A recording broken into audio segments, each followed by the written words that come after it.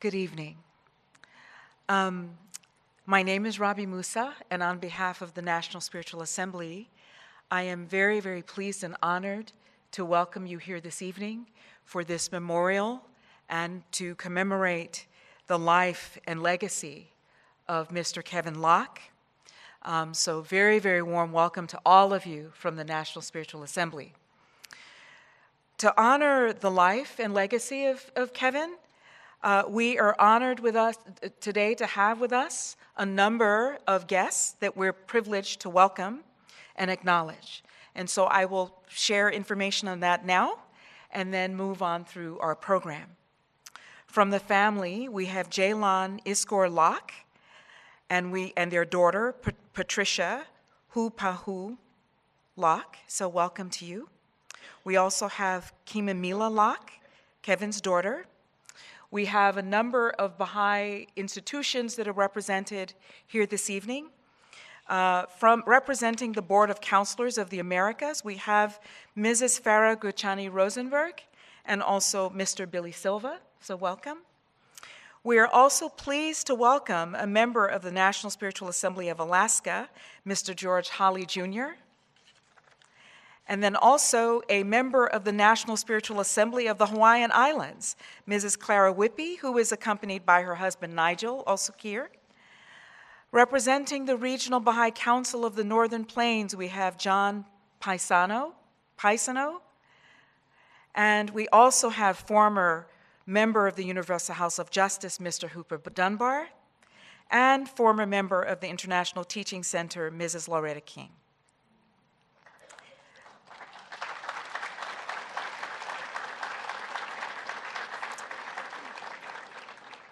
And we also have former members of this National Spiritual Assembly, Ms. Jacqueline Left Hand Bull and Mr. Billy Roberts. So we're very happy to extend a welcome to all of you.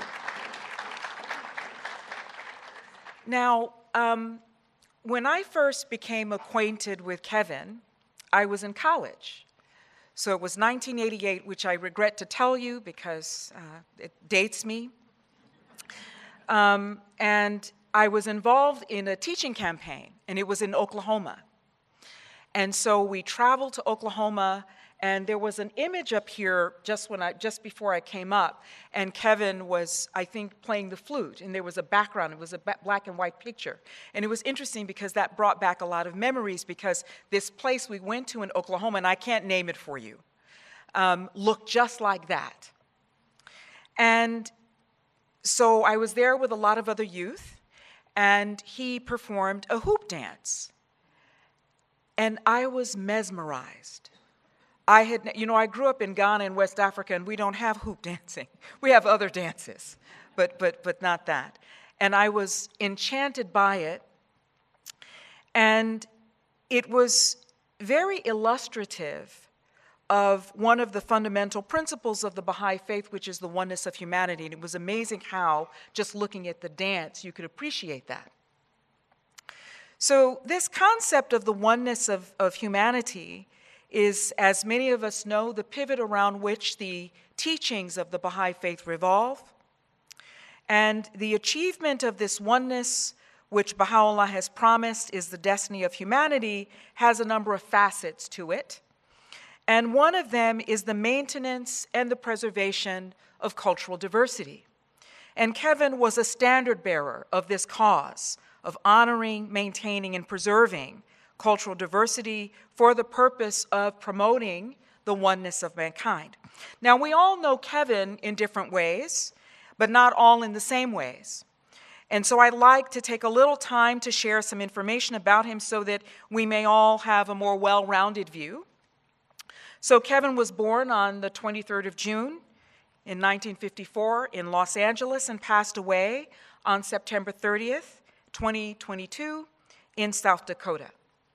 So he was Lakota Hunkpapa Band and Anishinaabe, and his Lakota name was Tokeya Inajin, which I understand translates to first to arise. And this is quite apt because Kevin was first in many things. One of them was to be the first Baha'i in his family. So throughout his life, he masterfully channeled his numerous artistic talents in service to the cause of Baha'u'llah in multiple ways.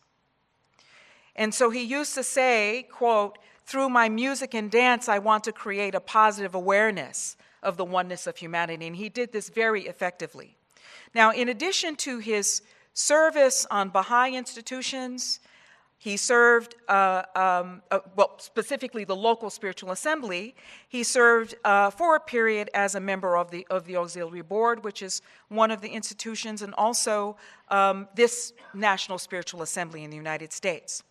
But in terms of the channeling of his artistic talents in service to the cause, he was world-renowned in a number of areas. And there's quite a list here. And I'm just going to summarize it. I'm not going to mention everything on the list, but these are some of the highlights. So we all know that he was a world-renowned hoop dancer. He was a player of the Indigenous Northern Plains flute. He was a traditional storyteller. In fact, he was described at the Native American Music Awards as one of the greatest flutists, hoop dancers, and teachers that the world has ever known. He was a cultural ambassador, a recording artist, and in fact, since 1982, he had recorded 12 albums of music and stories, and he was an educator, as you know, and he won numerous awards, and among them, these are some examples: a National Heritage Fellowship by the National Endowment of the Arts, a Cultural Capital Fellowship by the First Peoples Fund, and also a Bush Foundation Enduring Vision Award. So with that, I want us to turn our attention to the structure of this evening's program. So if you look at the program that you got when we were upstairs, hopefully you have a copy of this. On the inside page, you will see a synopsis, a summary of that program on the bottom of the first page, on the bottom half of the first page. But I'm going to amplify on this a little bit. So very shortly, we will have the reading of messages of condolence, one from the Universal House of Justice and another from the National Spiritual Assembly. This will be followed by the sharing of remembrances from a number of individuals, including current and former representatives of various Baha'i institutions, and these individuals were introduced earlier.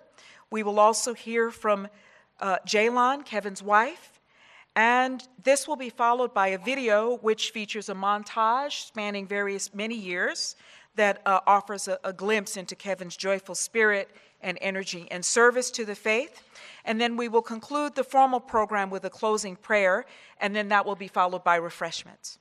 So for the time being, I want to invite Mr. Kevin Trotter, who will share the condolence message from the Universal House of Justice.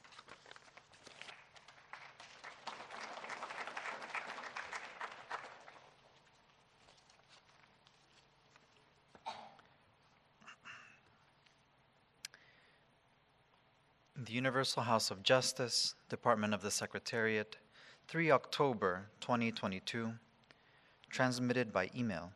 The National Spiritual Assembly of the Baha'is of the United States.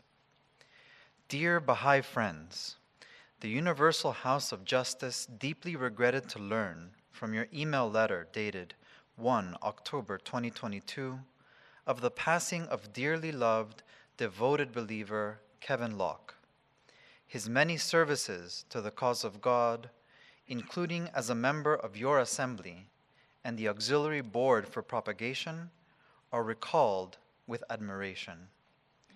May the memory of his commitment to the diffusion of the divine teachings and his tireless efforts to promote and share Indigenous American culture around the world, particularly through dance, music, and storytelling, be an enduring source of inspiration to all those who knew him. Kindly convey to his wife and children, as well as other family members and loved ones, the heartfelt condolences of the House of Justice for the loss they have all sustained, and assure them of its supplications in the sacred shrines for the progress of his radiant soul throughout the divine realms, as well as for their strength and comfort at this time of bereavement. With loving Baha'i greetings, Department of the Secretariat.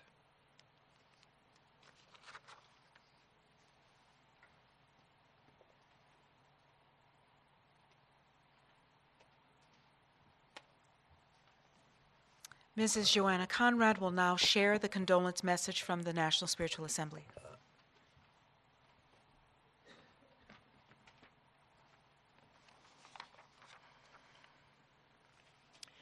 To the family of Kevin Locke, dearest Baha'i friends, the National Spiritual Assembly was truly saddened to learn of the sudden and unexpected passing of beloved Kevin Locke, your husband, father, grandfather, mentor, and companion. Please accept our deepest condolences for your loss. Kevin's steadfast commitment to the unifying and world-embracing teachings of Baha'u'llah over the course of decades is recalled with heartfelt gratitude. He was, throughout his life, entrusted with various significant posts of service, including as a member of the National Spiritual Assembly for 3 years, and as a member of the Auxiliary Board for Propagation for 15 years, as well as several other important roles, both national and local. He will be lovingly remembered the world over for touching people's hearts.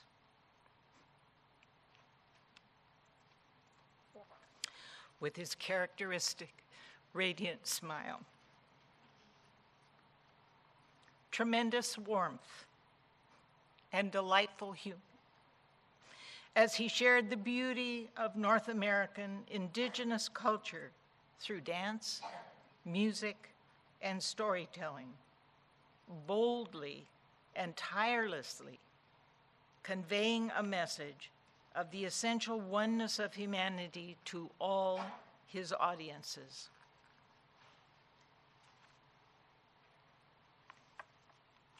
We extend to his dear wife, Jaylan, to his cherished children, Kimimila, Ohiesa, Wania, and Patricia Hupahu, to his adored grandchildren, and to all of the family members and loved ones in mourning, an assurance of the National Assembly's prayers for the eternal progress of Kevin's precious soul. May he forevermore rejoice in the realms above. Prayers will also be offered for your comfort and solace at this difficult time. With tender Baha'i love, Kenneth E. Bowers, Secretary, National Spiritual Assembly of the Baha'is of the United States.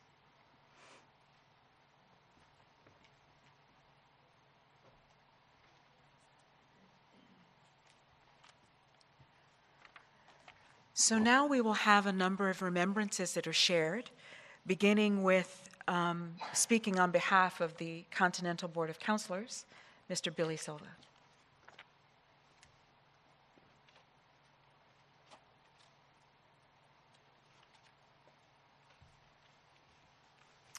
Good evening, friends. I bring the love and the deepest sympathies from the International Teaching Center and the Continental Board of Counselors to the family and loved ones of Kevin Locke. Like so many others, I personally did not know Kevin too well. He was known by his great work, his great spirit, and his life of work, namely in service to the humanity, to the oneness of humanity, to the oneness of all. Though he was known well around the world for his many arts, in his own words, he considered himself an educator. Baha'u'llah, the prophet, founder of the Baha'i faith, said this regarding education. Consider the revelation of the light of the name of God, the educator. Behold how in all things the evidences of such a revelation are manifest. How the betterment of all things dependeth upon it. For those who knew dear Kevin, there are numerous messages posted online and in prior remembrances. One only needs to talk to a loved one or colleague to hear of his remarkable qualities and influences in this world.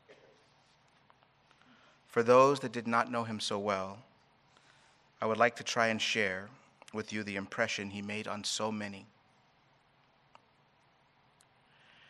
Recently, I spoke with my mother about Kevin's passing, a Baha'i, an African American woman, a retired classroom teacher. When I shared Kevin's passing with her, I heard in the silence that followed, and the sounds that then broke the silence, a myriad of sentiments. Most loudly was love, admiration, and appreciation. When she did speak, she spoke of the nobility of his soul, how as an educator she used his materials to educate a generation of middle school students. She spoke of his joyful spirit, the beauty of his way, how he exemplified joy and enthusiasm. From my colleagues serving the Continental Board, they also shared a few brief remembrances of Kevin. One said, I had a chance to meet him and interact with him in the 90s. What comes to mind first is his generosity of spirit. He would share freely, carefully, and genuinely of his culture and his insights. He had a deep and steady sense of conviction in the vision of oneness of the Blessed Beauty. Another colleague said, I only met Kevin on 2 occasions. Once when I was in college at Oregon State University. He came to the campus and gave a talk and did hoop dancing.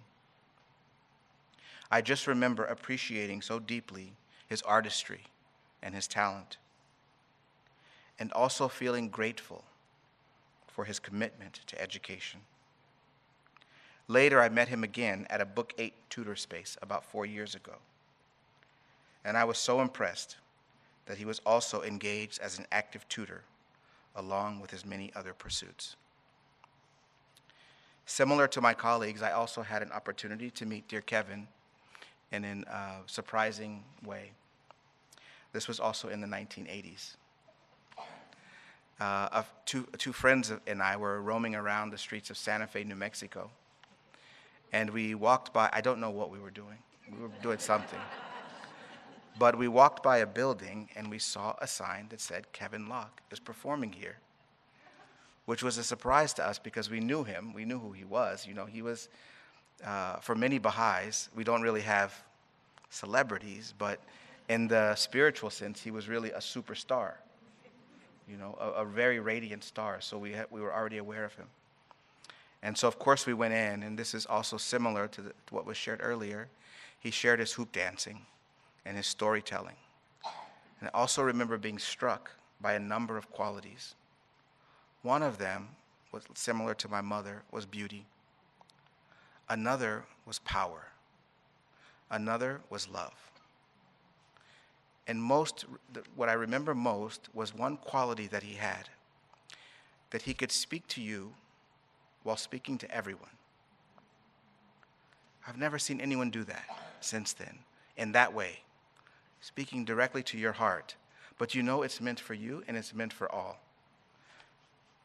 The last thing I remember from that evening was his love for the youth and the children. We left feeling empowered. So in closing, if it's okay, I would like to read a brief letter to his family from the International Teaching Center and to close with a prayer.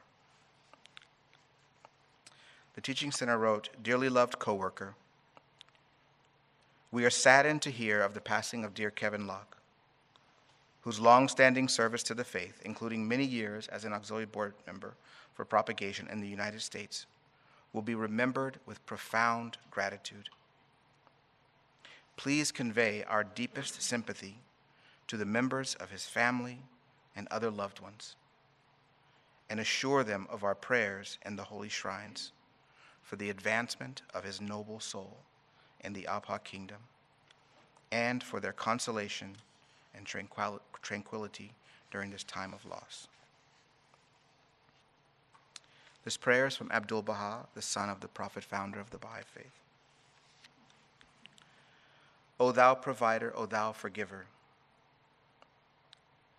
a noble soul hath ascended unto the kingdom of reality, and hastened from the mortal world of dust to the realm of everlasting glory. Exalt the station of this recently arrived guest, and attire this long-standing servant with a new and wondrous robe. O thou peerless Lord, grant thy forgiveness and tender care, so that this soul may be admitted into the retreats of thy mysteries and may become an intimate companion in the assemblage of splendors. Thou art the giver, the bestower, the ever-loving.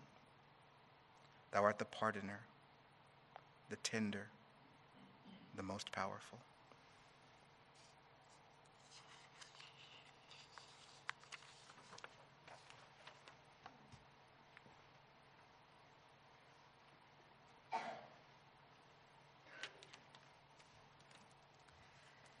So Mrs. Nanaba Foguth will now offer some remembrances.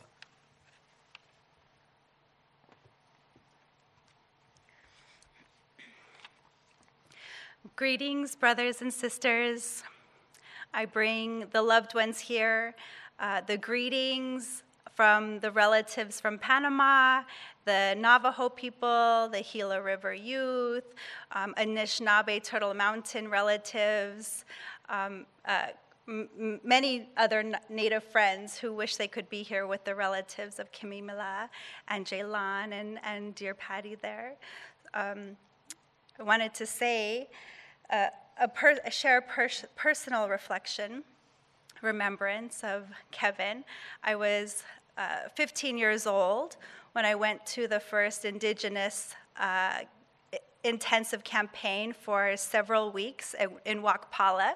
Kevin hosted a number of friends from, where I met George, and I met Lori, and Leanne's mother, Mary Gubatayo, and a wonderful promise that the youth, it was an intergenerational space. But the most standout feature was the young people engaging with our elders, those of our seniors, singing the first choruses from Ruhi Book 1 put to song. And it was a very memorable time in my upbringing. And we did all the practices corresponding to the Institute, which is an instrument that we are beginning to see transform populations all around the world. And this was my first glimpse into a culture centered around prayer and walking one with the community and being a humble guest on other Native people's lands. And it was in Wakpala that my heart immediately began a connection with my Indigenous Native brothers and sisters who believe in Baha'u'llah and are under the banner of the Baha'i faith. You know, when Kevin came to Navajo land subsequently over the years, and we were always eager to ask him in his own understanding, illumined by his experiences and trips around the world, about this promise that Abdul Baha had given the indigenous people, the original inhabitants of this land. And this promise, he fulfilled in a unique way, that being the first to arise, to embody the teachings of the oneness humanity and the call that the holy ones of the Baha'i faith, the Bab, Baha'u'llah, summoned all peoples to the world to arise to proclaim this message of oneness. And for a young person who is galvanized in his own community of Wakpala, and my first experiences with the educational system of the Baha'i faith really released this internal understanding of what it meant to be part of a world faith, being part of humanity. That meant that there was a place for Native people at the forefront of their own populations. And I think the contribution, the distinctive contribution that Kevin has made and will continue to make as we look and seek those souls who are eager to shed the lethargy imposed on them by humanity, he called them forth, as Baha'u'llah has called every single one of us forth. And what Abdu'l-Baha wrote is this: "You must attach great importance to the Indians, the original inhabitants of America." And this was followed by a sure promise to the Indians. Should these Indians be educated and properly guided, there can no doubt that through the divine teachings, they will become so enlightened that the whole earth will be illumined.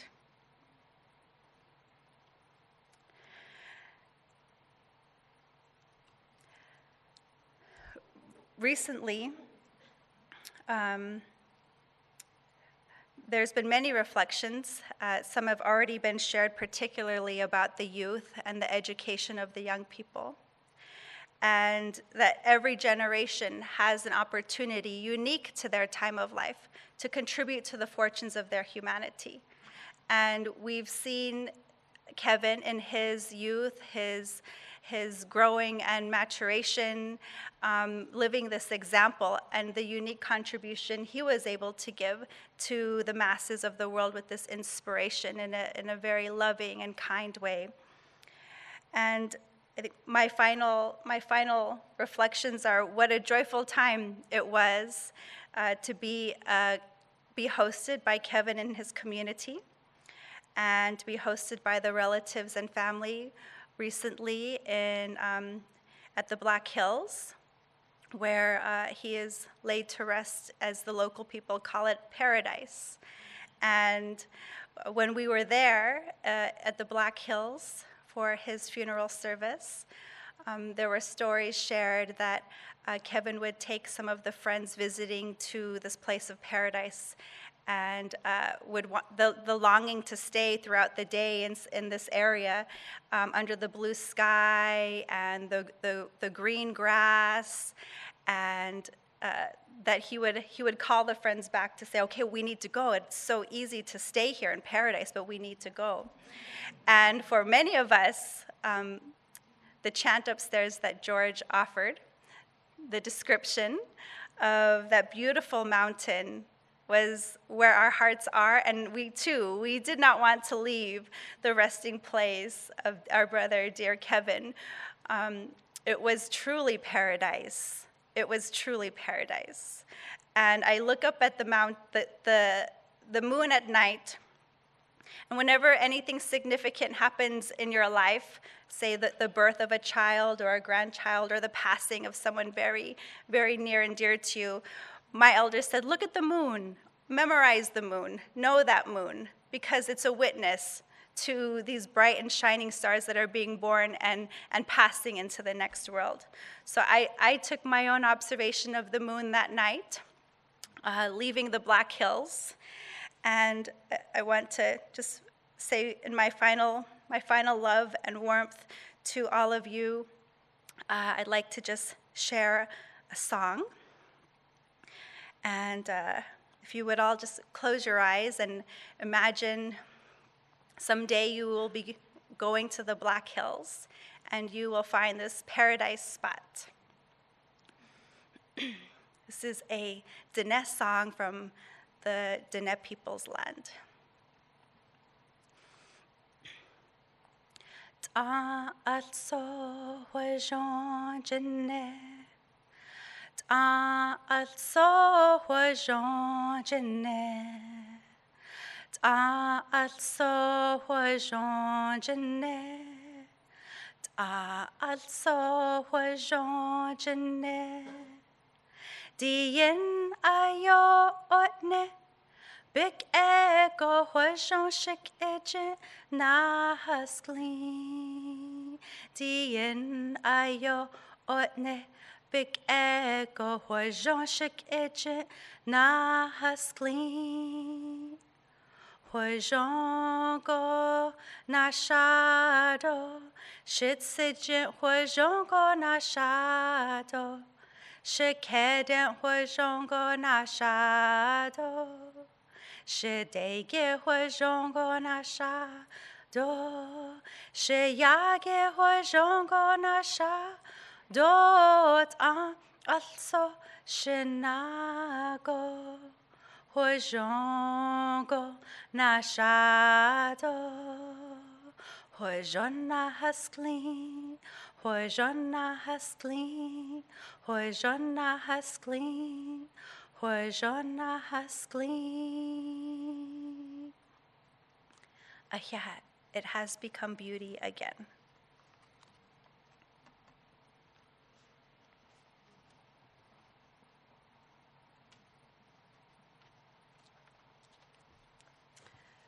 So I'd like to invite Dr. Robert Henderson to also share some remembrances.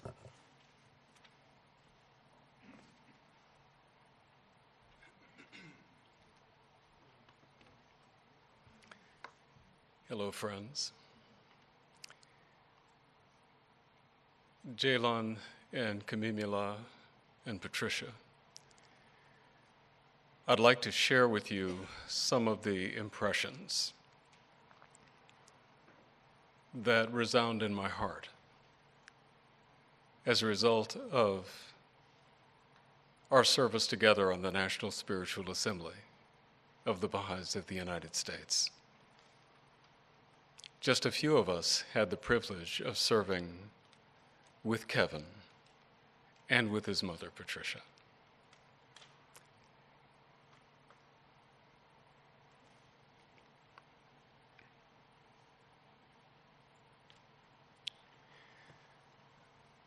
I could never think of Kevin in terms of all of his accolades and his amazing talents, because as a spiritual being, he was so brilliant that one didn't experience him as a set of activities or performances. One experienced him as an engagement with a soul. And it changed you. It invited you to a place that was new to you. It was new to me. The impression that I was left with was the memory of the story of our Lord Baha'u'llah in the Sioux, incarcerated in the Black Pit under terrible conditions. And Baha'u'llah testified that from time to time, when he was able to capture just a few moments of sleep, revelation descended on him, and he was promised victory through his self, by thyself, and by thy pen. And God made him a promise that he would raise up the treasures of the earth who would be his champions and would spread his truth to enlighten the souls of all human beings. And that these champions would have special qualities. We think of them as the new aristocracy, not an aristocracy of material privilege, but an aristocracy of spiritual quality. Kevin was one of those. When I was with Kevin, I often thought of the first hidden word Baha'u'llah left us, where he says, "O Son of Spirit, my first counsel to thee is this: possess a pure, kindly, and radiant heart, that thine may be a sovereignty, ancient, imperishable, and everlasting." And what I thought of with regard to Kevin was the issue of sovereignty. Because we normally associate sovereignty with God, sovereignty with authoritative leadership. But to my understanding, Baha'u'llah is talking about a different kind of sovereignty. He's talking about the soul's freedom to choose which way to go. And Kevin showed us what that sovereignty looked like. He built himself to be the embodiment of Lakota culture. He taught himself the language. He taught himself the history. He taught himself the stories. He became the living embodiment of the people that he represented. And he built that as a conscious decision to ennobilize the souls of all of the people he contacted and to spread the truth of the nobility of the human soul, especially among his people, but everywhere. That kind of sovereignty, that kind of spiritual transformation is a lesson we can never forget.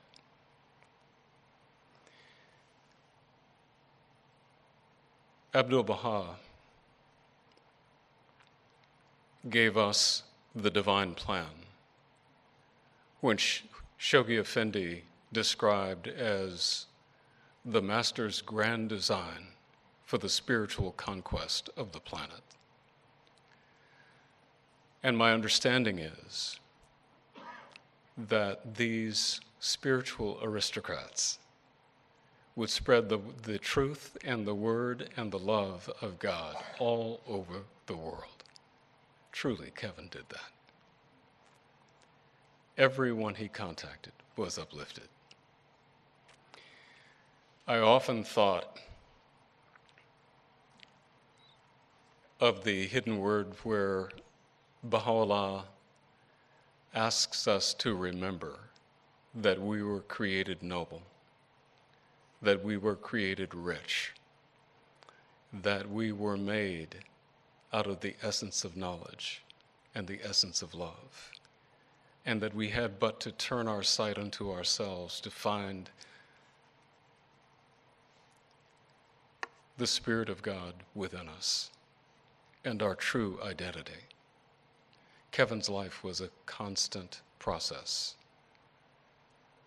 of demonstrating nobility, demonstrating spiritual wealth, and demonstrating the persistent resolve to turn thy sight unto thyself, that thou mayest find me standing within thee, mighty, powerful, and self-subsisting.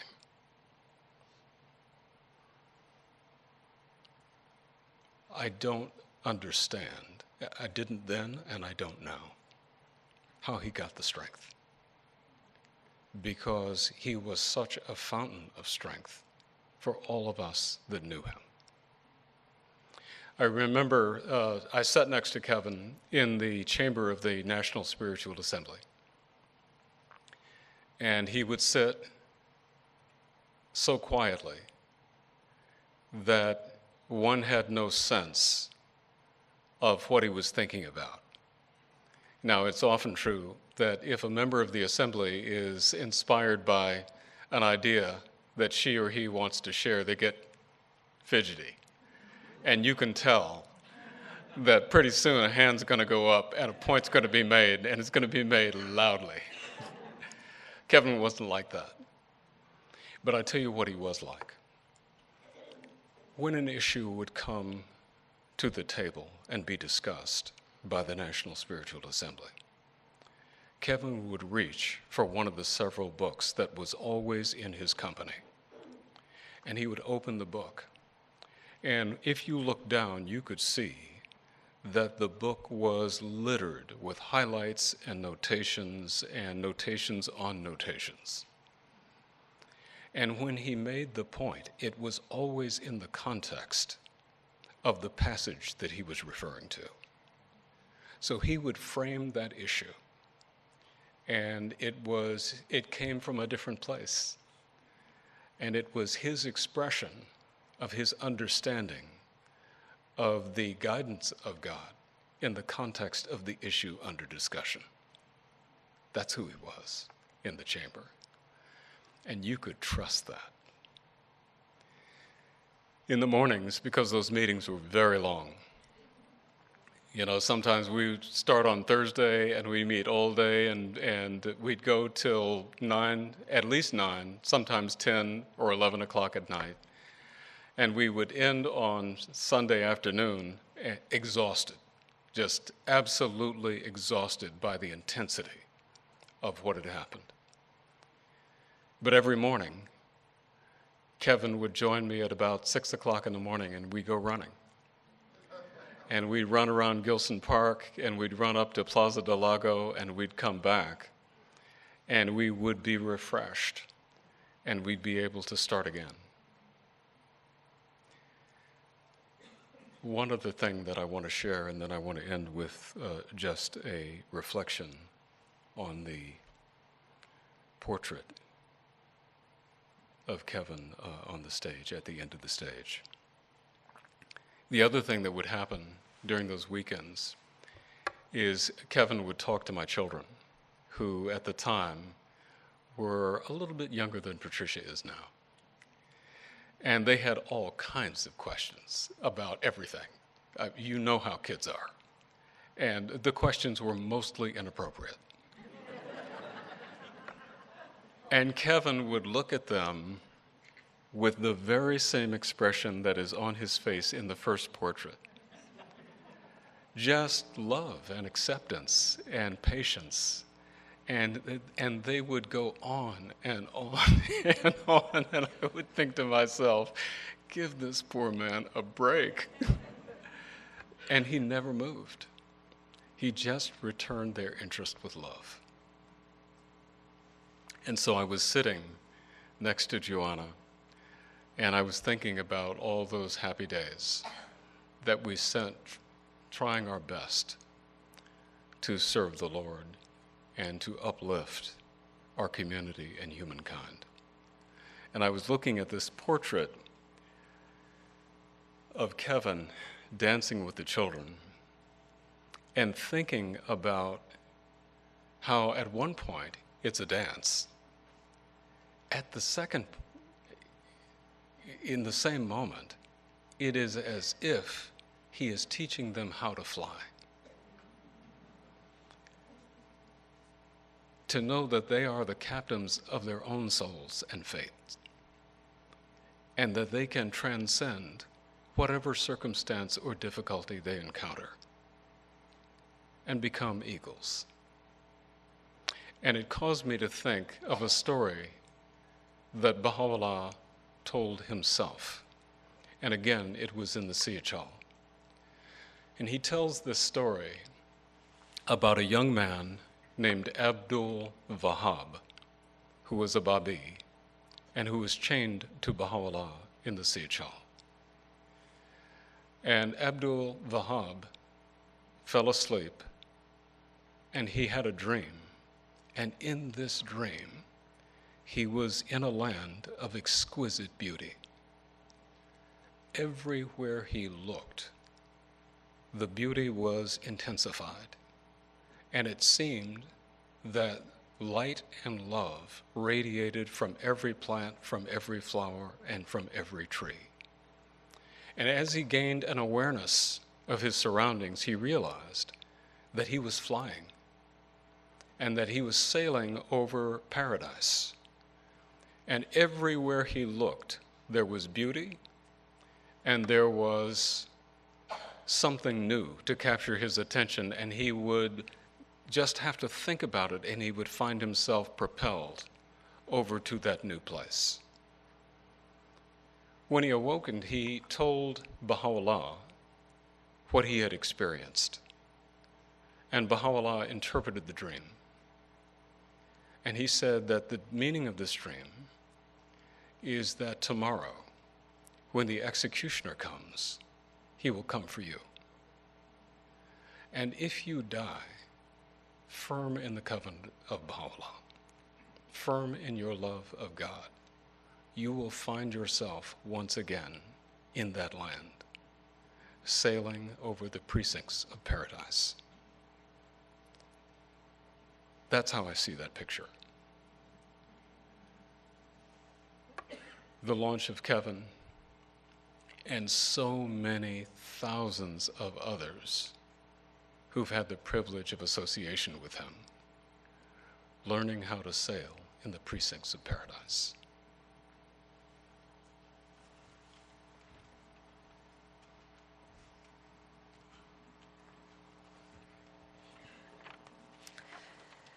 So now we have remembrances shared by Mr. George Holly, Jr.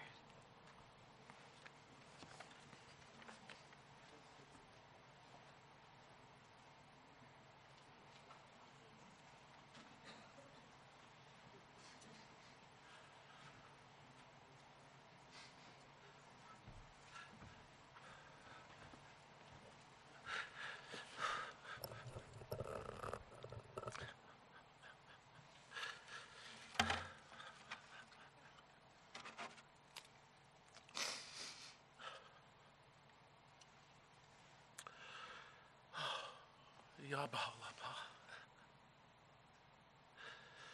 Ya Baha'u'llah.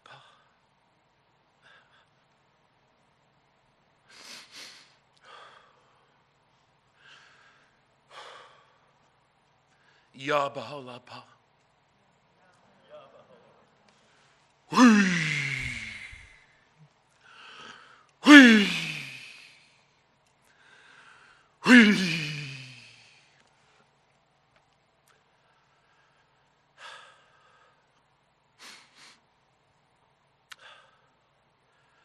Thank you so much already for all of the remembrances and noble words.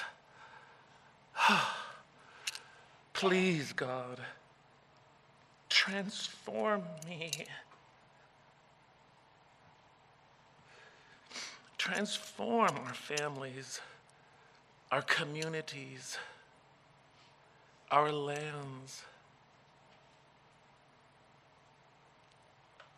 Transform it into that nobility, that noble place and people that we've been promised.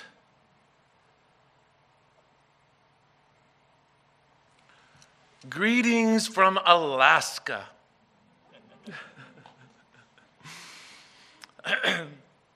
It is a point of pride among the Friends of Alaska in reading Kevin's book, in his remembrances, his own life remembrances, that his first experiences of connection and love and generational wisdom, his first experiences of the elders and their regard was in Alaska, after his mother came to Anchorage and began the Welcome Center there. And Kevin came up and began to learn from our indigenous people in Alaska. You cannot underestimate the love of an elder, someone who sees, who believes in the human spirit and the spark, and know that despite all life, that it's possible, that we've been given a promise,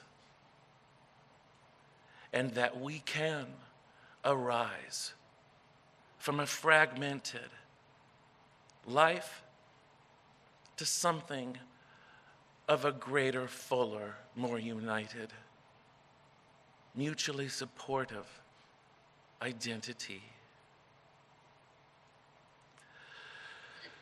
The last time that I spoke with Kevin was when I returned from Panama this last fall. And I was passing through Florida. And I left a message, and he gave me a call right back. And he had some remembrances himself of Panama. And he said that years ago, when that 9-sided pavilion was raised there, that he had gone to the dedication of that space. He said, wow. You know, I was given the name First to Arise, George. I said, yeah. He said, you know, people came from all over to the dedication of that structure in the beginning of the community development process. And that when they came over the hills, and that when everyone, you know, went to spend the evening, everyone laid down next to each other. He said, just like firewood, all underneath that pavilion. And he said something happened that never happened before or since. And that was that he woke up in the morning and looked around him. And he said he didn't know whether he had gone into a dream or what, but that somehow it was that the first to arise was the last to arise. And at 3, 4 in the morning, people were already up and on to their day. And he had he had gotten up at 4 and found that he was the last. The learning that is taking place there. So I wanted to share with you one of the songs that when Kevin had heard it said that, George, wherever you go, would you sing that? Would you sing that song? And it's a song that's asking us about our dreams and about our life and how we can rise above what this world is offered.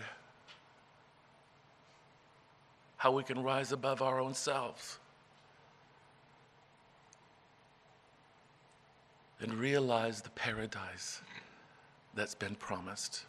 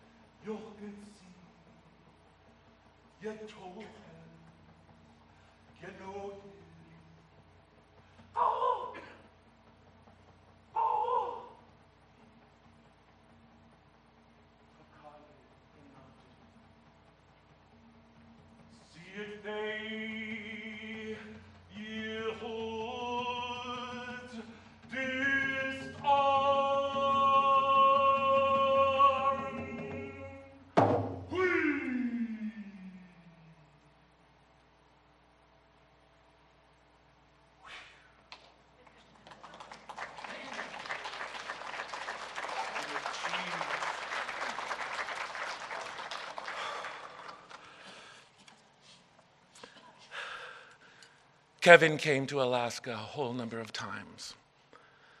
He came to speak to our children. And on my way here, I ran across a whole number of people who only Danachatot must have placed in my path.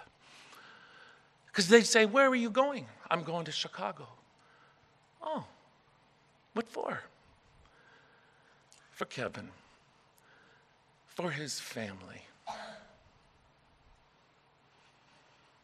"Oh, I brought Kevin to my school. I brought Kevin to my village." And people would share their stories. Now, just as we came, we're all gathering here. We had a little intensive in Juneau, and we started a children's class among the Tlingit people. And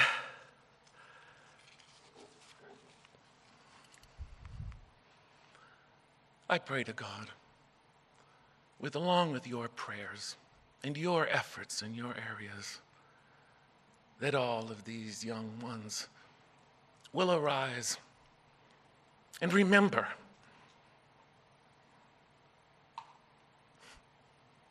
and be the ones that we've all been waiting for. This is a little bit of cedar from home. And that's there for the family. Thank you all. Goodness cheese.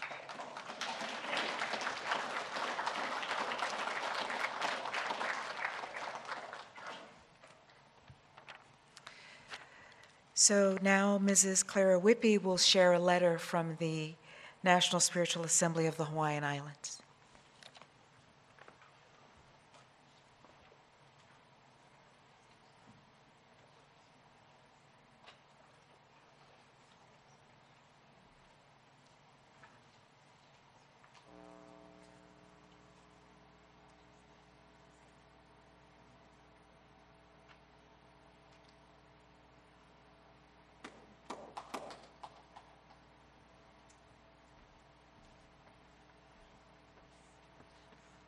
Alauapa and aloha from the Hawaiian Islands. I have the honor to bring 3 things with me here tonight: fresh flower lei, a song, and a letter from the National Spiritual Assembly of the Baha'is of the Hawaiian Islands. The song is in Olelo Hawaii in the native Hawaiian language, and it's actually the first hidden word, which was shared earlier. So I'll start with that. E ka mamo uhane ola. O ka mua ke ia, o ka uku auha. Ima e mae, I loko mai kai, a I malama lama, ka maoli o.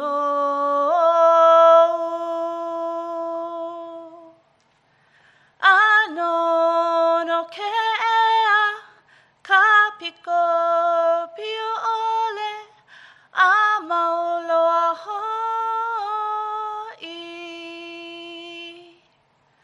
O ka mua ke ia, o ka uku auha. Ima e mae, I loko mai kai, a I malama lama, ka maoli o.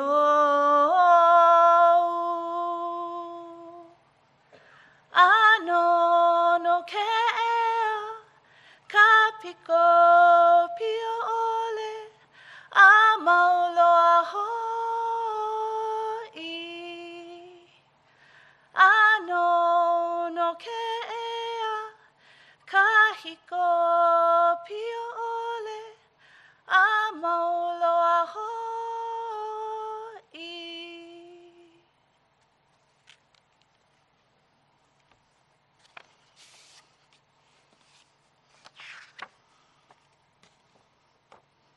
24 March 2023, to the family of Mr. Kevin Locke. Dear friends, the National Spiritual Assembly of the Baha'is of the Hawaiian Islands sends its heartfelt condolences to the family of Kevin Locke and to the Baha'i community of the Baha'is of the United States. This distinguished and devoted Baha'i and artist was an extraordinary example on many fronts, especially for young people. His visits to Hawaii's shores are fondly remembered. His performances promoted an awareness of the oneness of humanity with color, energy, and enthusiastic group participation. As a hoop dancer, indigenous flutist, storyteller, cultural ambassador, and educator, he modeled how culture, the arts, and the teachings of Baha'u'llah can coalesce in service for the betterment of humanity. His words of wisdom and life example are an inspiration to us all. The Hawaii Baha'i community is offering prayers for the soaring progress of the soul of dear Kevin Locke and the solace of his bereaving family as he joins the ranks of our spiritual ancestors.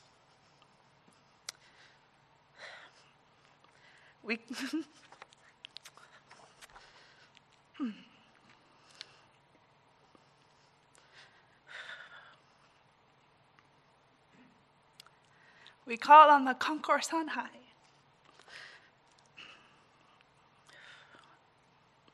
to assist us as we continue in our efforts to serve humanity as he did. O oe ke akua he molele a manaloa, o oe ku'u haku olu olu. E ho mai ia'u I ka mana I hiki ia'u ke pale aku I ka po'ipu ana o nā kini a me nā lahui o ke au. A e haa I mai ia'u I ka ikaika nui I mea e ho'oholo aku. Ai I nā nalu o ko'o imi pono. E like me ka moana nui a kea. E pā ai nā kapakai o ka hikina a me ke komohana. Nā Abdul Baha. O thou pure and omnipotent God, O thou my kind Lord, grant me such power as to enable me to withstand the onslaught of the peoples and kindreds of the world, and give me such might as to cause the waves of my endeavors, like unto the Pacific Ocean, to reach the shores of both East and West. Abdul Baha. With loving Baha'i greetings, the National Spiritual Assembly of the Baha'is of the Hawaiian Islands.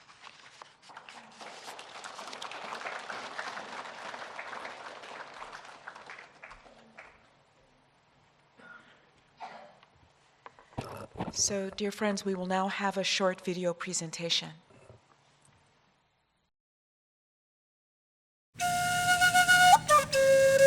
Kevin's steadfast commitment to the unifying and world-embracing teachings of Baha'u'llah over the course of decades is recalled with heartfelt gratitude.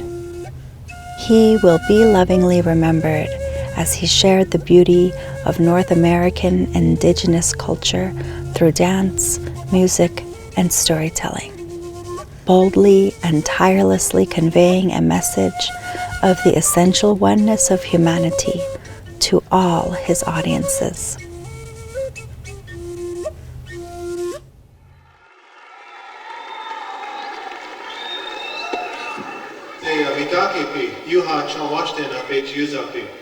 That's kind of a short greeting. Means my relatives, to each and all, I give you, I extend a warm, heartfelt handshake. If you're happy, please raise your hand. We're going to see how happy you are by the volume with which you repeat this word. All right, you ready? Atakili! All right, let's My main goal is contrary to what people might assume, is that I really have practically zero interest in conveying cultural or tribal specific information. I don't think that's useful. What's really useful, what I try and do, is to really convey positive awareness to the oneness of the human family, our shared values, our shared connections. No matter who you are, we're all part of one design. In this design, we're all invited to stand shoulder to shoulder, arm in arm, hand in hand, to walk and chart our destiny. This is what Baha'is believe. This is what Baha'u'llah has asked us to do now. The design may look something like this. It's a hoop made up of everybody. The hoop represents peace. And then we know, like from the study of science, that any kind of an ecosystem is compromised if it lacks diversity. But if that ecosystem is diverse, then that's a sign of its strength. This is exactly analogous to the human condition too. If we're just isolated and we can't interact, then that's a sign of atrophy or death. But the more we can interact, this is a sign of vitality in life. Especially with the arts, it's a good sign for that. Unity or universal participation. Deal ye one with another with utmost love and harmony, with friendliness and fellowship. Basically, every culture, all the thousands of cultures on the planet, they have traditional arts. And these are expressions that are passed down intergenerationally. They come to embody universal themes, oneness of humanity, like our shared values. And of course, the kids are the ones that are going to be coming into this world. I'm so thankful to be able to do like 95+% of my presentations with school-age populations. And then the thing that I really think is effective is to have the involvement, because without the involvement or participation, it just remains a vicarious experience. They can begin to take ownership and not feel like it's something alien from them, but it becomes intrinsic to them. And this way they can begin to further this whole necessary process of seeing ourselves as legitimate heirs to the total richness of the human experience. I'm anxious to see the heroes arise, those that will carry the banner, the pathfinders, the victors in this most dramatic moment in human history.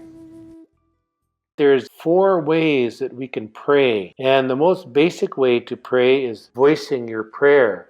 O Great Spirit, whose voice I hear in the wind, and whose breath gives life to all the world. Hear me, I am small and weak. One of your many children am I. Let me walk in beauty and make my eyes ever behold the red and purple sunset. Make my hands respect the things you have made, and my ears sharp to hear your voice. Make me wise, that I may know the many things you have hidden in every leaf and rock. I seek strength, not to be greater than my brother, but to fight my greatest enemy, myself.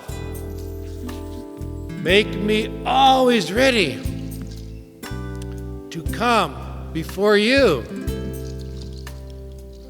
Clean hands and straight eyes, so that when life fades, like the fading sunset, my spirit may come before you without shame. But if you want to turbocharge your prayer, then you sing your prayer. Mawani, mawani, mawani, lechia washte chake ani. Mawani, lechia yupiachi aya. Wakaya amawani, wakaya amawani. Mawani, mawani, mawani, lechia washte chake nuwe, wakaya imawani, wakaya imawani. Thank you so very much. Thank you. Then if you want to really add a whole new dimension to it, is you dance your prayer.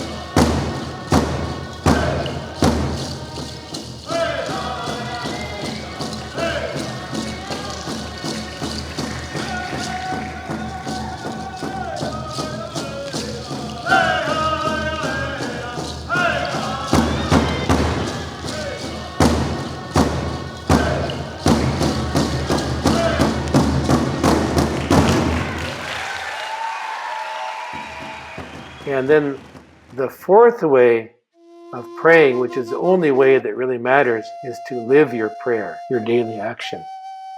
If you don't live it, then nothing else counts. We are spiritual beings. That's the world that we come from and the world that we go back to.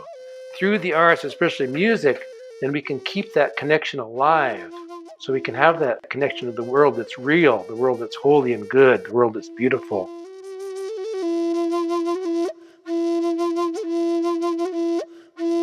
I have awakened in thy shelter, oh my God.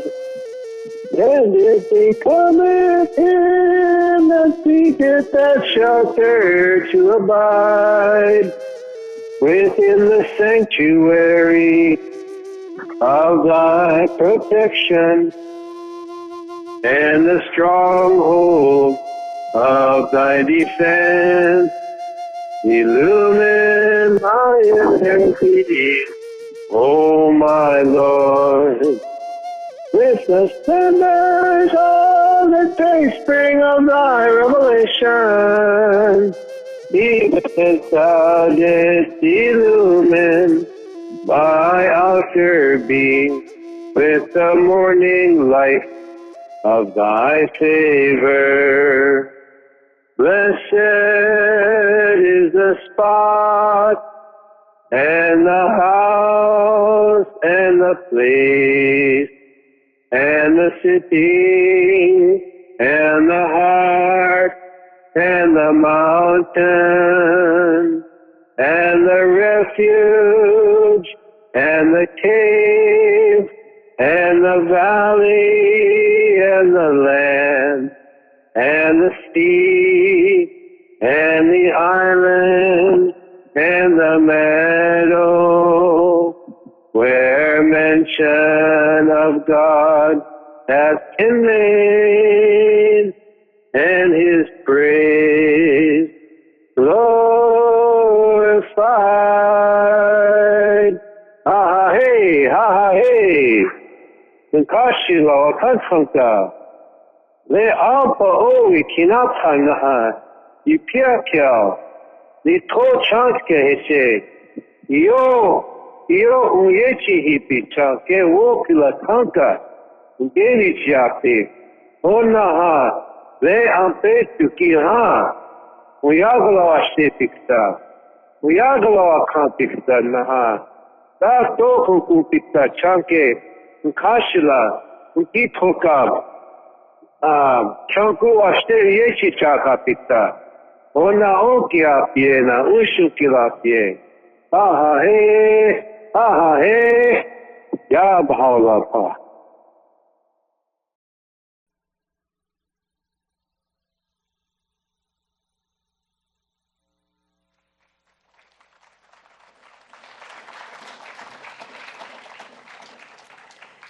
So at this time, we're pleased to invite Kevin's dear wife, Jaylon Iskur Locke, to share a few words.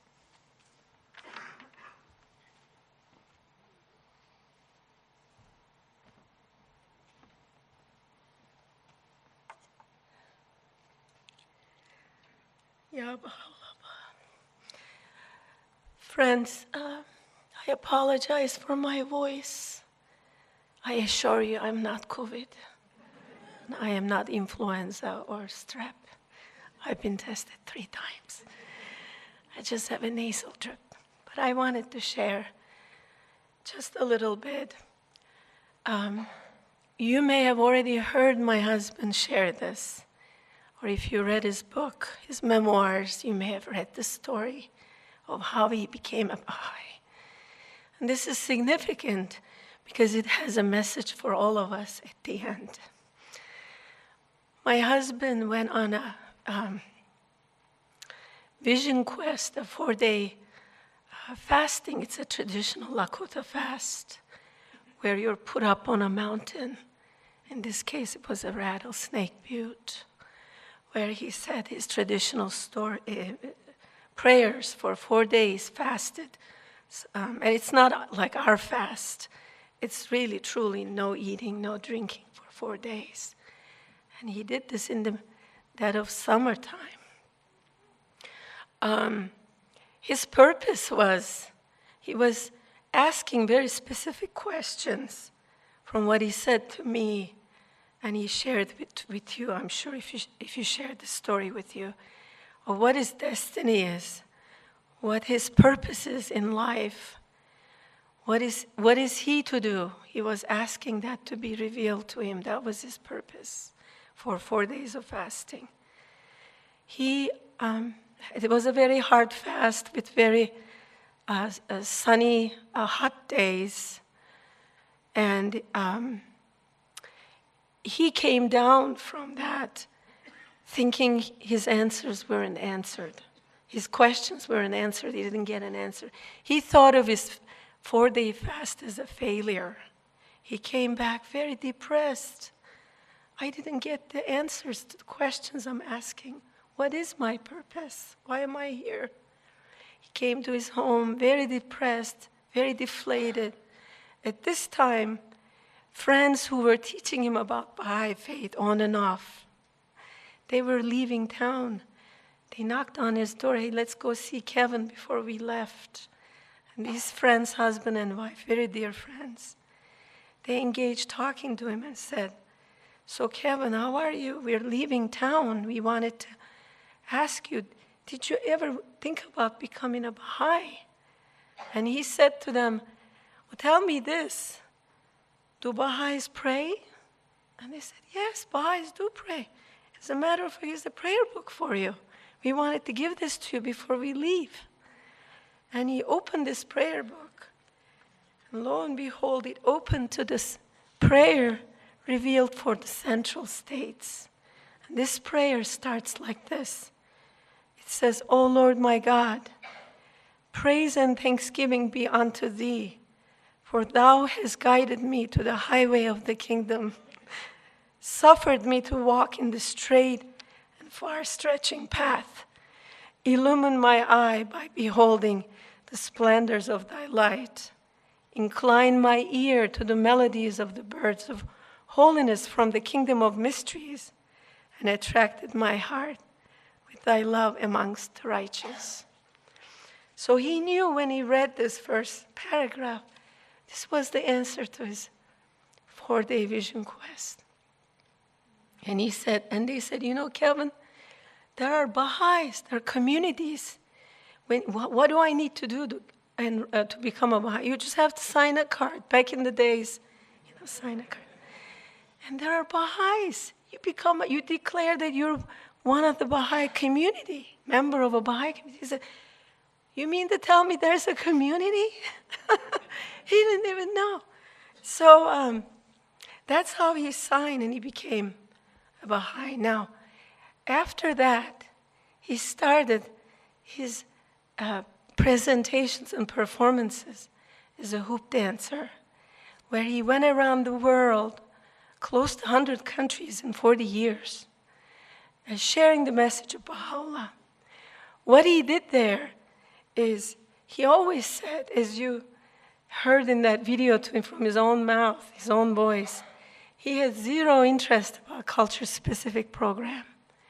He drew strength from his cultural roots, Lakota traditional cultural roots, and used that to proclaim, raise a positive awareness for the oneness of mankind, and proclaim the cause of oneness. So that's what we call someone transferring their sacred core or sacred center to Baha'u'llah. So when he transferred this sacred core, sacred center, using his traditional knowledge, culture, and arts to Baha'u'llah, that is when the magic happened. He used to tell me, Jaylan, there's a dime a dozen indigenous cultural dancers, and they're much better than me. They're much better hoop dancers. I can never compete with them. They're much better storytellers. They're prolific cultural artists. That's not what I do. I don't perform. I'm not an entertainer. I'm not even a cultural performer. What I am is an educator. I like to educate children and youth, specifically, primarily, about how they can draw from their own cultural, traditional roots, the strength from their knowledge, from their cultural roots, wherever they are. And if they can transfer that sacred center of their cultural identity to Baha'u'llah, then they can take their place in the hoop of life, and they can actually become so much powerful in this world, so much effective and impactful, and they can find their place where they're supposed to be in proclaiming the faith of Baha'u'llah. And he would always say, he appeals to the universal impulses of the human spirit, where we all want to take our place in the hoop of the nations, hoop of life, and contribute what our destiny is. So Kevin, although there's many different cultural artists, and according to him, much better than him, Kevin is one of a kind in the sense that he really exemplifies how much power and strength we can gain if we were to use our God-given, rightful, the arts, culture, identity that we rightfully heir of, and we can use it maximally for the faith, how much we can go in life. One thing is, of course, Kevin was a kindred spirit with children, And they remember him. Even I know many times I traveled with my husband, adults will bring their children and say, well, I heard about this message from you when I was in the middle school or in 5th grade, and here's my child now, and I wanted him or her to see you as I heard you're coming through my town. And I want them to hear it too. Because most of the time, people don't even remember what he said when they're that young, but they remember how he made them feel. And that feeling carries through. And it's amazing how much we can transform people if we can just touch their hearts. And I'll just lastly say this. Every time he performed his hoop dance, he was reliving how he became a Baha'i. He was telling his own story. And that's how he was touching hearts. Because his story is very powerful. You see, it is soul transforming because it transformed his soul. And that's how these kids remember and connect with him. When he passed away,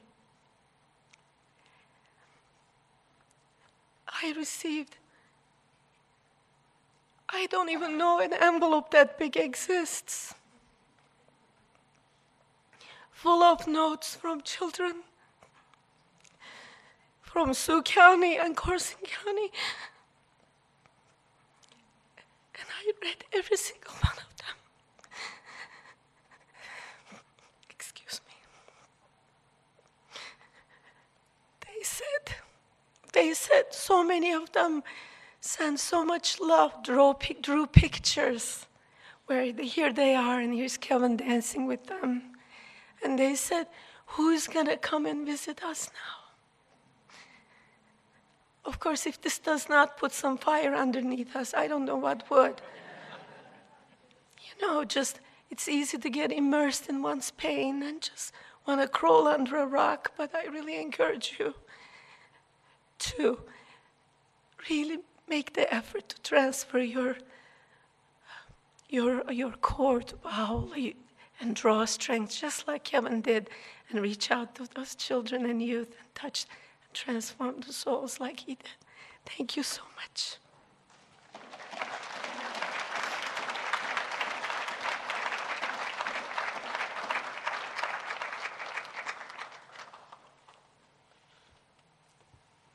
Thank you, dear Jaylan. We are now pleased to invite Mr. Hooper Dunbar to share some remarks.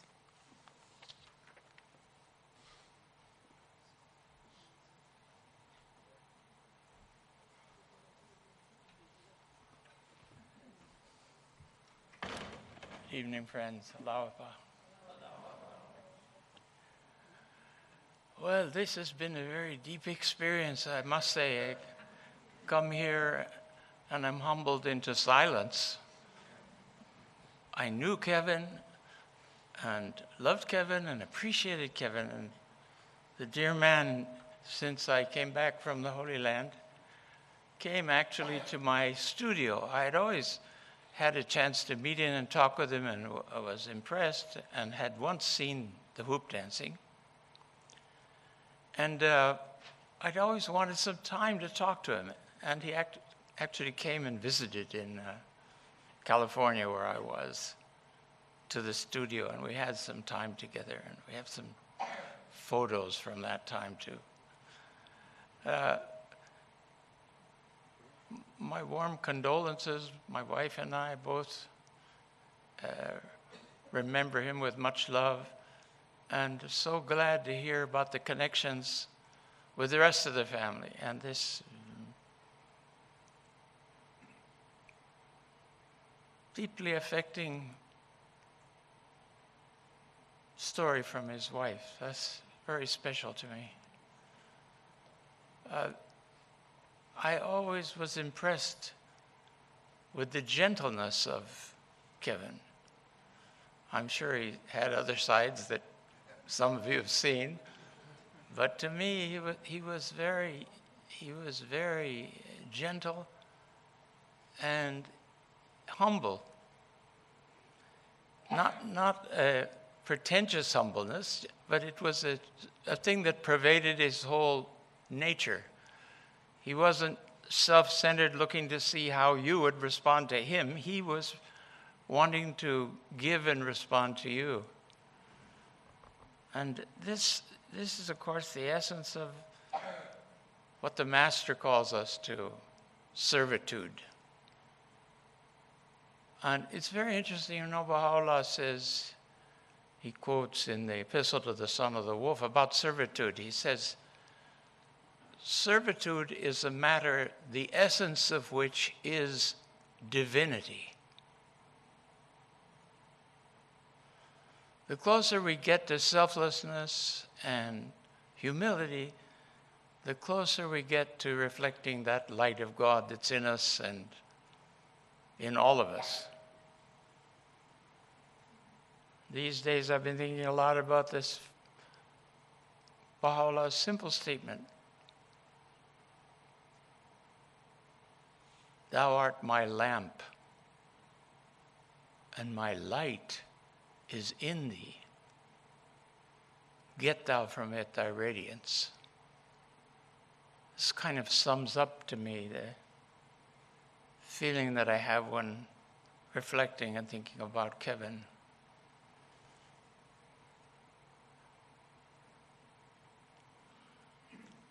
I don't really have more to say. I think everything has been said.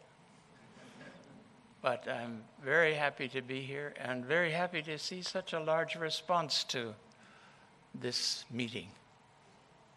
And I'm sure Kevin, immersed as he is now in the ocean of God's favor and knowledge, will help to raise up more of the indigenous peoples of the Americas.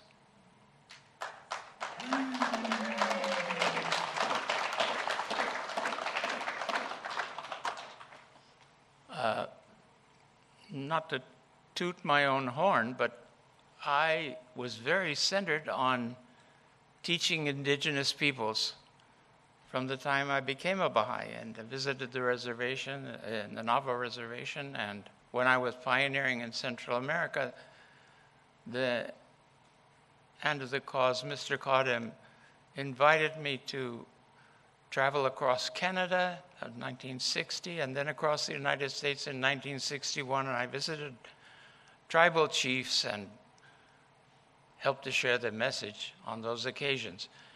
And it was so interesting that I was not a white American.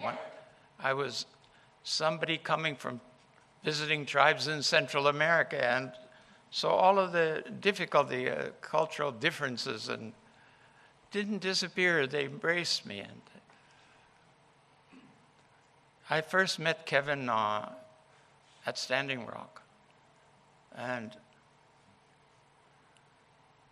we had a powwow and ceremonies there, and he also took time with me and took me to the graves of some of the ancestors and introduced me to a number of younger Indian friends that were there.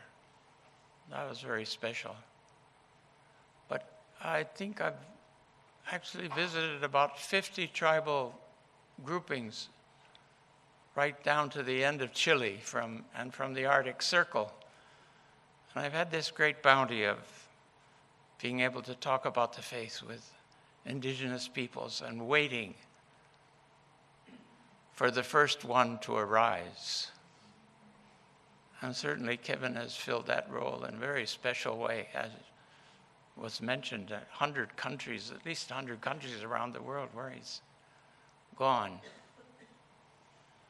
And I hope that that will inspire Native peoples themselves to arise to the education which he was offering and which Abdu'l-Baha said is the secret for them to become so radiant as to illumine the entire world. Thank you.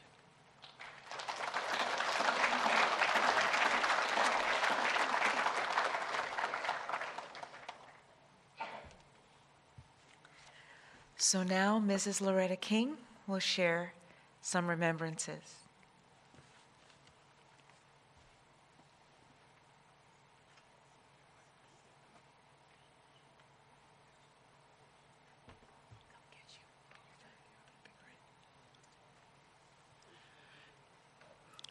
'Tis a delightful evening to hear remembrances of things that I was able to take part in over the years that involved working with, traveling with, listening to Kevin throughout journeys.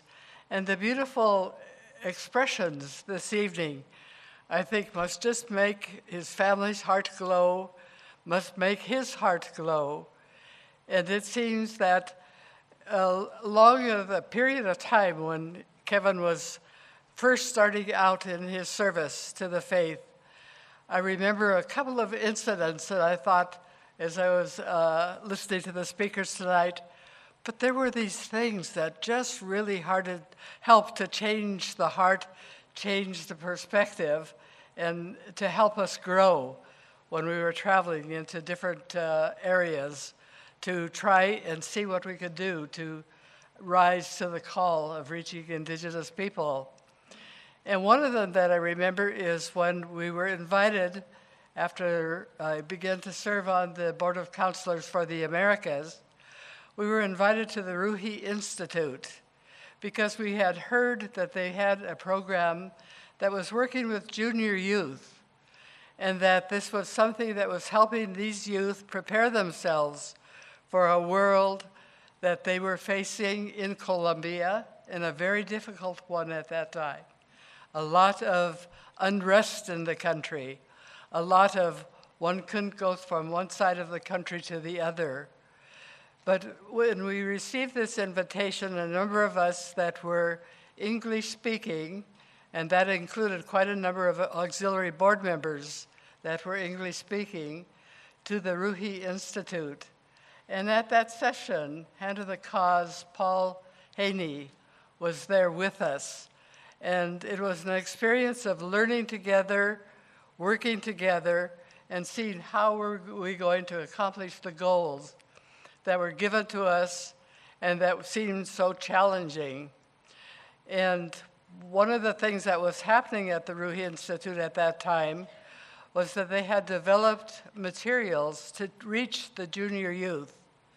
And throughout the years as working as an auxiliary board member and in the beginning of the work at the Continental Board of Counselors, we looked back at how did we happen to become people who were interested in seeing what God had to say and how he was going to assist us in life. And so among that, then we had come to the realization that we really had to work at the preparation of the children and the junior youth and assist them to begin to take their place in society and within their culture, within their lives. And so at that period then, with Mr. Haney assisting us in a session, we began to work to come to an understanding of what these materials were that the Ruhi Institute was offering in the preparation for junior youth. And I remember that after the evenings, there was a lot of taking in, seeing how this would work. What does God plan have in mind for us? Where are we going to go? And so there were several of the auxiliary board members then that had their way that they needed to walk off their energy. And I particularly remember two of very dear friends, one Fletcher Bennett from Canada and the other Kevin Locke from the Standing Rock Reservation. And they decided that they would go out for a walk in this area where we warned, don't go past here, don't go over there, be careful of this. And it was a very serious situation. But they were very determined and they took off. And I learned the story afterward that as they were walking, strolling, talking about the information they had gleaned that day, how it was going to affect their lives, the way they described it to me was they came around this corner in the streets of Colombia, made a turn to go up to another street, and there to meet them were two tanks with their snouts out, just grimacing at them. And it said it stopped them cold. And they said, what we're doing is really important. God is enforcing the fact on us that mankind has got its problems, and we're trying to change society. And so it was something that stuck with me through all those years, because that was in the early 80s. And then another time, just following that, we were wanted to learn the experiences of an Indian area that had really come to the forefront of work and absorbing the information and teachings of Baha'u'llah. And that was the Guaymi community in northern Panama. And at that time, they were really working with the children, working with our junior youth. They had a community developed. They would put a lot of things in place, a lot of plans going on. And so we stopped in Panama to learn a little bit more about what was happening there. And it happened that Fletcher Bennett and Kevin Locke were joined with us in this. And so then we had another adventure. Again, it's like things that are enforcing that this is important. You want to really listen. And so that adventure, we started to go to visit with Counselor Ruth Pringle in Panama City. And when we went to the area that she was living in, we stopped underneath I can remember this so clearly, and this was like in the early 80s. There was a telephone pole, bright light on top of it, and we were trying to figure out just how we were to make our way to Ruth Pringle's apartment and her home. And we were standing there looking, and then we noticed that off by the telephone pole, the guy said, there's a box, and the box is just a small one. Who would leave a box there? What do you suppose is in the box? And it created a little bit of curiosity, but we had listened to the warnings again of another country somewhat under unrest, and said, well, perhaps we better just go on up. And so we walked up the hill to Ruth Pringle's. We were visiting with her. And then all of a sudden, this was evening time by then, all of a sudden there was this great kaboom. And it wasn't very long before we learned that that box sitting by the telephone pole that we resisted looking into had exploded. And so we thought, again, here's something that's cementing in our minds, in our memories, that this work that we're doing is important. It's something that can affect our lives. It's something that can affect the children's lives and the junior youth. And so these were just little tidbits of things that can be added to the background of the beautiful things that we've heard expressed this evening. And I think that the participation I see from Indigenous peoples coming in from different countries, different lands, the response to the people here, the welcome that we get when we come to visit the House of Worship, that feeling of fellowship, that feeling of power growing is just so tremendous. And it is something then that, to me, brings to mind the ability that we had to go and to listen and to work with Amatul Baha Rahia Khanum. And she had ingrained in our minds, in the field, in the auxiliary board work, in the board of counselors work, and then when I was invited to serve at the International Teaching Center, she came over and she continued to ingrain in our minds that we needed to make a consecrated effort to teach the children, to teach the junior youth, to make a new society so that the indigenous people would be climbing a mountain instead of having to go into the valley and to go to the mountain that they wanted to go to. They would go across and they would accomplish it in I guess you would say, warp speed. And to me, that is the type of thing that Kevin contributed to with all of his work in the teaching field, in his auxiliary board work, in his work with the children, and in enriching our lives. And we really, our family, the King family, had a personal connection with Kevin in a different way.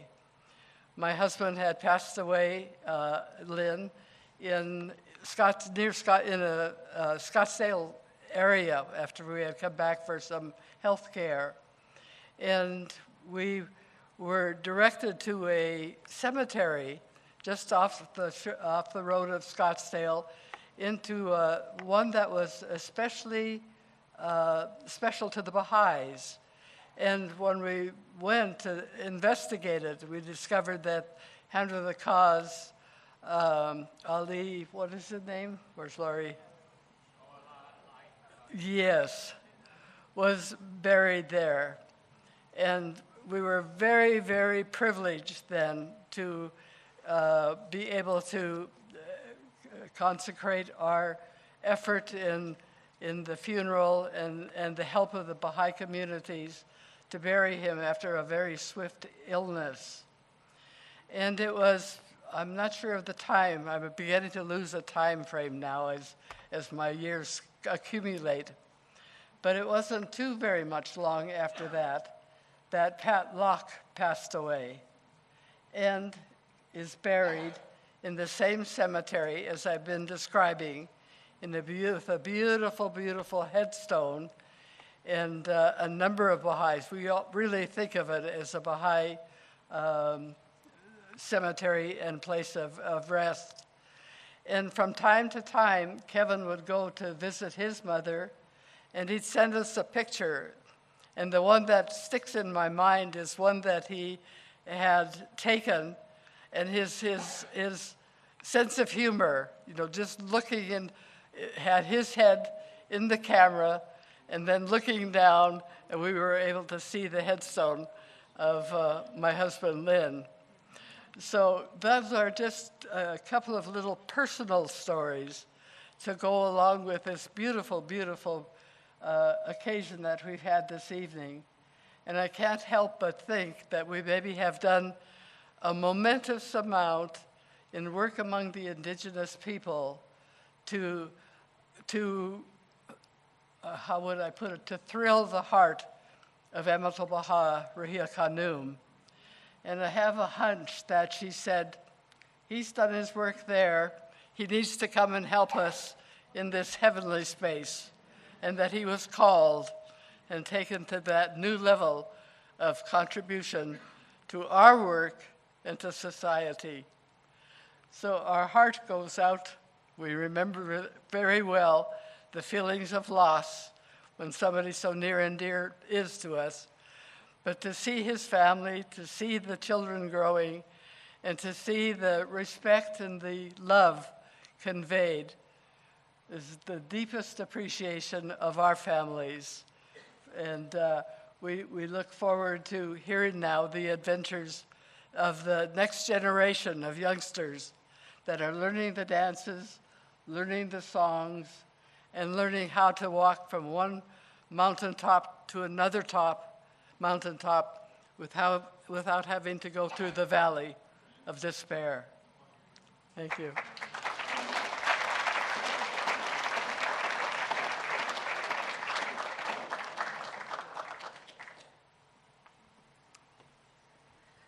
So now we will have some remarks by Jacqueline Left Hand Bull.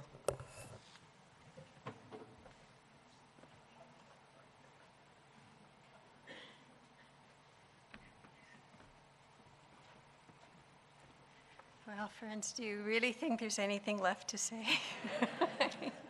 I think we felt the love. We've learned more about Kevin, some things we might not have known. What I want to say is that I had the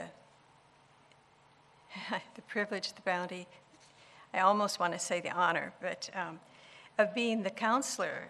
All those years he was an auxiliary board member. And I remember the day that the Board of Counselors decided to He was serving on the National Spiritual Assembly at the time. I'm looking at Joanna because I think she still gives me the evil eye. But we decided that we really needed an American Indian. I was one, but I was a counselor, and we needed more auxiliary board members who could really be at ease and learn and know how to reach Indian people, and not only that, but to be an inspiration to Baha'is who were Indian as well.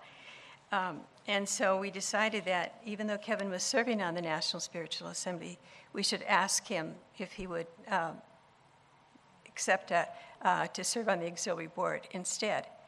And in a heartbeat, he said yes. And then, and then he said, "Now wait." And then he said, "Yeah." And so then after I asked him about what was the wait part, and he says, "You know, the food is so good."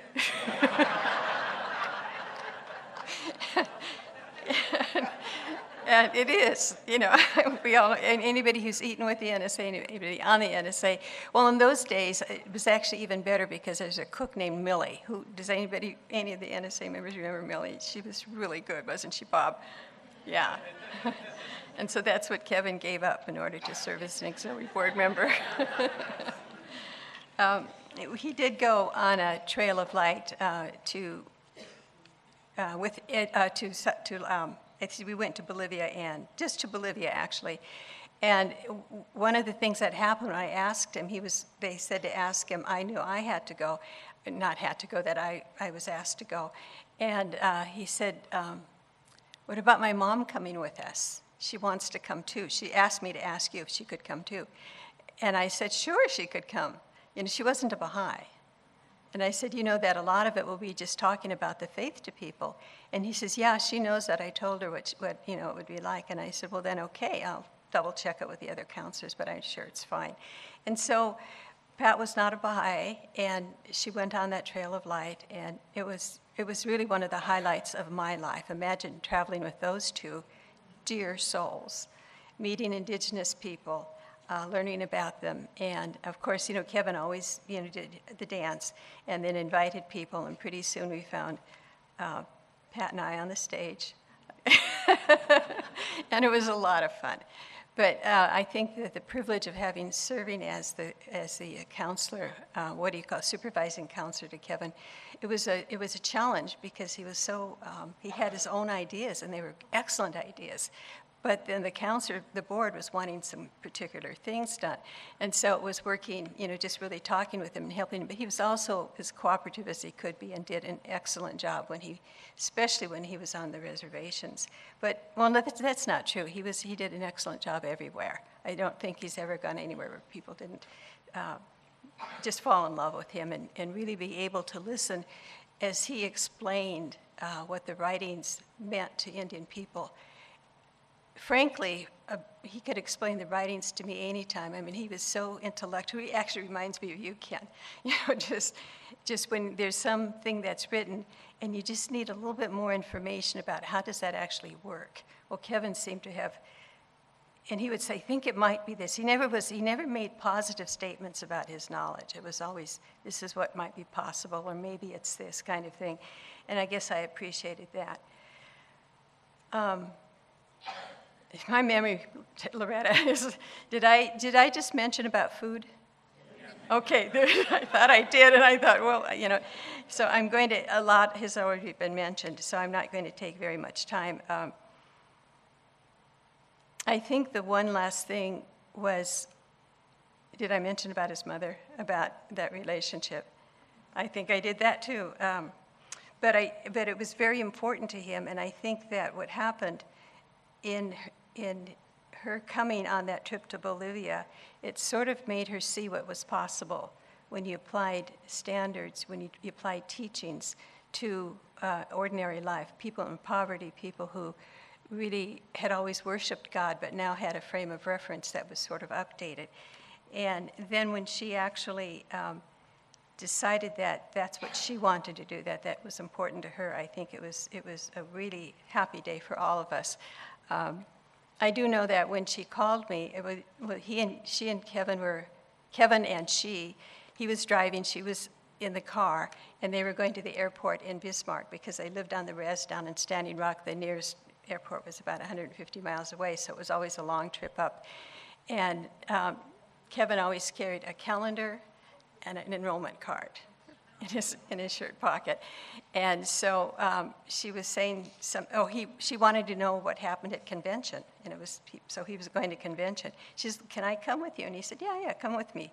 And then with a part there, he says, "I was just thinking about this. I better tell you before we get there. I don't know if you have to be a Baha'i to get into the convention." And she said, "Well, what do you have to do to become a Baha'i?" And he said, "Well, you just have to register is all, because people are Baha'i whether they register or not, but what they need is a register, that you declare that you are, and they take your word for it." She says, "Well, how do I do that?" So he reaches in his pocket, hands her the card, she signs it, and he calls me from Bismarck Airport. And he was just really, very, very happy. He said, "You never guess what, well, you didn't come out and say it. Kevin never did that. He always kind of tells you, he's very indirect, I'll put it that way, right?" And so then I said, "No, wait a minute. So will you turn that in? She's not going to take it back. She's really going to let you turn it in?" He says, "Yeah. I think she is anyway. She just doesn't know all the laws yet."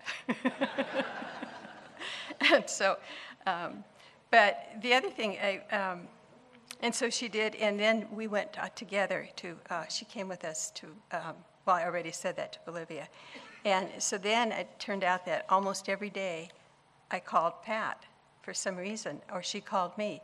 It was just constant, back and forth. Every day there was something that she wanted to talk about or something I wanted to ask her about. And it was really a wonderful, wonderful experience for me, and I think that it really was really good for your family, I think, all of you who are part of that family, to have someone within the faith who was, she's the matriarch, right? Don't use that word, but I think that was important. One last thing I want to say is I think the culture thing was really very important to Kevin in one sense, but on the other it wasn't, and you heard that on the thing. But it was really his mother who, when he was, she sent him to live with his uncle who taught him the language, and so he was fluent in Lakota, even though she never spoke it. And he also learned a lot about the cultural ways of people through that uncle, and so that was just that he went for several years to live with that uncle, and I forget what his name is now, but I think it's just one of those things a mother can do to a son, and how hard that must have been, to actually do that, but then to say this, he wants this, I want it for him, and so then we'll do it this way. The other thing, the final thing I want to say, I think there's always going to be one more, is that where he's buried, if you look at a map of North America without the boundaries on it, you'll see there's this vast middle part that doesn't have any hills or mountains, but except for one little streak of hills. It's a dark streak where you can tell that their hills are little mountains. And those are the Black Hills. They're the oldest mountain range in North America. And the Lakota people have always considered them to be sacred. And so when Kevin died, he was in the Black Hills, and so he was buried there. And I think of that, I thought of that immediately. The first thought, I grew up in the southern Black Hills, and I know exactly where that cemetery is, where he was buried. And when I heard that he passed away and that it would have to be within an hour's drive, I thought, I wonder what they'll do, what his family is going to do. And when I learned that would be where he'd be buried, in that cemetery, it just made me happy, in a sense, because there he was in the sacred Black Hills, the sacred hills for his culture, his love. And that was his resting place, probably sooner than any of us wanted. But that's what it is. And all I want to say now is it was a privilege to serve with him. And I'm really happy that we had this evening, all of us together, because I know all of you, you can feel your love in this room. So thank you.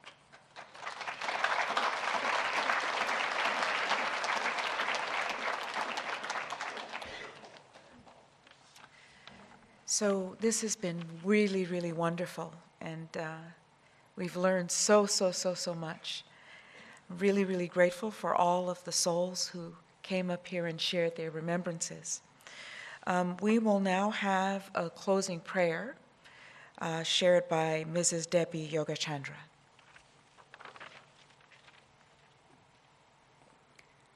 Glory be to thee, O Lord my God. Abase not him whom thou hast exalted through the power of thine everlasting sovereignty, and remove not far from him him whom thou hast caused to enter the tabernacle of thine eternity. Wilt thou cast away, O my God, him whom thou hast overshadowed with thy lordship, and wilt thou turn away from thee, O my desire, him to whom thou hast been a refuge? Canst thou disgrade him whom thou hast uplifted, or forget him whom thou didst enable to remember thee? Glorified, immensely glorified art thou. Thou art he who from everlasting hath been the king of the entire creation and its prime mover. And thou wilt to everlasting remain the Lord of all created things and their ordainer. Glorified art thou, O my God. If thou ceasest to be merciful unto thy servants, who then will show mercy unto them? And if thou refusest to succor thy loved ones, who is there that can succor them? Glorified, immensely glorified art thou. Thou art adored in thy truth, and thee do we all verily worship. And thou art manifest in thy justice, and to thee do we all verily bear witness. Thou art in truth, beloved in thy grace. No God is there but thee, the help in peril, the self-subsisting.